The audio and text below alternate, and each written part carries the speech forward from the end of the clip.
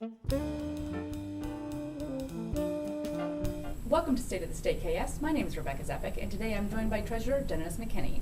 Thank you for being with me. It's good to be here. Thank you. Thank you.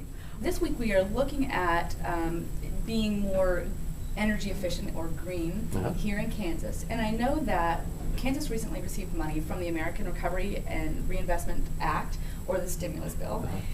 Tell me a little bit about the funds that Kansas received and how you're implementing them through Efficiency Kansas. The funds came down, a sizable amount of money came through the Recovery Act to improve energy efficiency for homes. And so the Energy Office, State Energy Office, and the Kansas Housing Resources Corporation have looked at a number of ways to get that job done. And we decided to create a revolving loan program.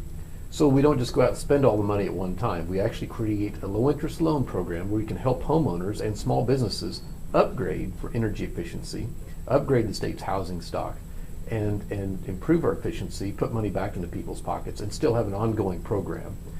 And part of the good thing about this program, the State Energy Office, of course, is staffed up to run this new program, but we were already running programs similar to this in the Treasurer's Office, where we are the conduit of money that comes through. We have all the paperwork and the procedures in place so we can loan the money to the banks and the banks repay us. So we're able to do this with no additional bureaucracy, no additional staffing at the Treasurer's Office. So it looked like a logical fit. The State Energy Office runs the program, we provide the conduit and the paperwork with the banks, and then the banks loan to homeowners. And we engage all the contractors, the housing contractors and the banks across the state of Kansas basically as this big private enterprise engine to help sell the program and make sure it's used effectively and efficiently. So do citizens actually apply to your office for the loan, or do they apply to their bank for a loan? They can go to the bank or the credit union or their savings and loan. Any of those lenders are eligible. They can go, and we recommend they do a little pre-check with their loan officer to make sure they're eligible before they start spending money on the program. You know, to kind of do a pre-check with their lender.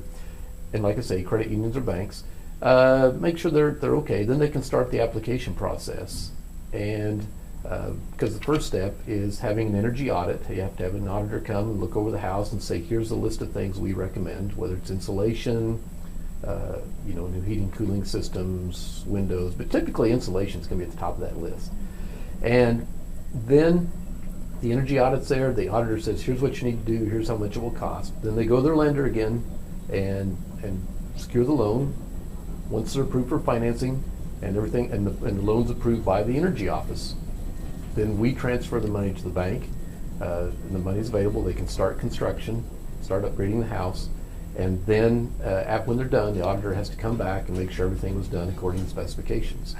When auditors go in, how much are they finding the general cost is for a household to make it energy friendly? We anticipate most of the loans will be in the area of $5,000 to $7,000. The maximum is $15,000 for residential properties and $20,000 for small businesses, with the maximum term of 15 years. But there's a lot of flexibility here because it's up to the bank to design the loan with the borrower, with that homeowner, that small business operator. So they have a lot of flexibility. The bank's responsible for being sure the money gets repaid. So the bank makes sure that they're loaning to someone who's a good credit risk and that it will be used, the money will be used as it's supposed to be used. And so, like I say, we've engaged the right kind of private enterprise forces here to take a lot of the bureaucracy out of this program. That's what I like about it. And the bank's responsible for making sure the loan is done well, and they select the person. Like I say, we anticipate most loans to be $5,000 to $7,000. And they can couple this with a separate loan at the bank if they want to. If they're doing a major upgrade of the house, they can use this loan for the energy efficiency part of it, and a separate loan for other improvements to the house.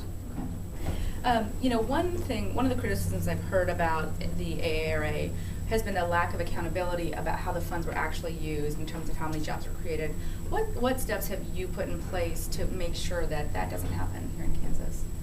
Well, the whole state government, the state of Kansas started from the beginning last winter. As soon as the Recovery Act was passed, we started to create a thorough system of accountability.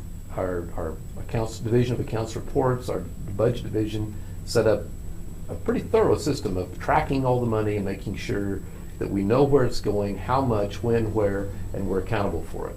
So accountability has been one of the key priorities of Recovery Act money from the start here in Kansas.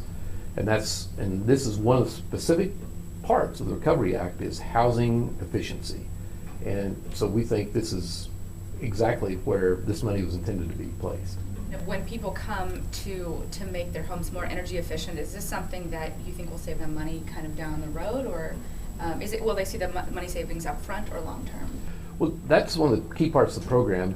The savings, the projected savings in energy costs from this are, to get the loan approved, projected savings in energy costs have to cover the cost of the loan. So it's a net gain for the homeowner. In other words, if they will save $200 a month in energy bills, then that $200 a month has to cover the cost of the loan to be eligible for this program. And that's why it will focus on those highest energy items, savings items that are there. And that's one of the key parts of this program. So it's good for homeowners. We've also had some interest from people who do rental units. In a lot of cities across Kansas, we depend on those entrepreneurs, people who will buy a home that's kind of, a problem in a neighborhood, fix it up, put it back into the rental markets. And we have people who do rentals that are interested in this program saying, hey, this looks like a good program for us because we could, buy this house, borrow this money, and upgrade the house energy efficiency wise, which means then the renters have a much better quality home and get the house back into the housing market. And we have a significant need for that across Kansas. Even in today's economy, I've traveled around the state. I have people in places like Garden City, Dodge City, Hayes, telling me they're short on housing. And the first step, of course, is let's take care of what we already have. And let's get some of those older homes fixed up and where they're livable, they're good quality homes, and get them back in the market. This program focuses on housing and small businesses, it sounds like. Are there certain pieces of energy efficiency that you would like to see develop further beyond housing and the small business structure? Well, of course, small businesses are the primary employers in Kansas, and it's the primary source of job growth. So that's the place to start. We're going to be looking at energy efficiency in a lot of places. The energy prices are high enough that a lot of industrial customers are already looking, how do we become more energy efficient? I'm from Greensburg, and we have the chance to demonstrate a lot of technology, and because of what we're doing there, we're seeing home builders for new homes incorporating new technology. We're seeing home builders for new office or contractors who are building office space now incorporating some of the new technology that we have been able to demonstrate. Because we've demonstrated it, in Greensburg, we now have contractors and architects who are much more familiar with the geothermal heating and cooling, the wind energy options, the small scale wind energy options. Those types of things are out there to increase energy efficiency. So I think we're going to be seeing much more new technology just in new construction for large offices, small offices, manufacturing, and new home building. Some of the new technology is now more economic than it used to be. We have a distributor in Greensburg for small and medium-sized wind generators, wind turbines, that are much more mechanically reliable than they used to be. So I think you're going to see more businesses, schools, other institutions, putting out more of the small, medium-sized wind turbines. And as that energy comes into our grid, I think it'll help keep a lot of our costs down. That's one of the things, the beauties, in my view, of the Efficiency Kansas program. It helps upgrade our housing stock, which we need badly in Kansas. I mean, all of our businesses, employers, and economic development leaders tell us that. It helps homeowners because the maximum interest rate is 4%. That's a key part of the program. The maximum interest rate in this program the bank can charge is 4%. Pretty good. Yeah, pretty good rate. So it helps homeowners and rental unit owners and small businesses. It also helps with energy conservation. And we know that efficiency pays off the most at peak load demand. Those coldest days of the winter and the hottest days of the summer. And all of our power company leaders tell us the most expensive energy to generate is peak load power.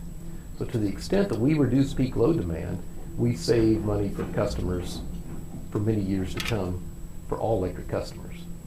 So that's what I like about the program. Well, thank you so much for talking with me today. I really appreciate it. Thank you. Thanks for having me. Sure. And thank you for watching. We'll see you next week.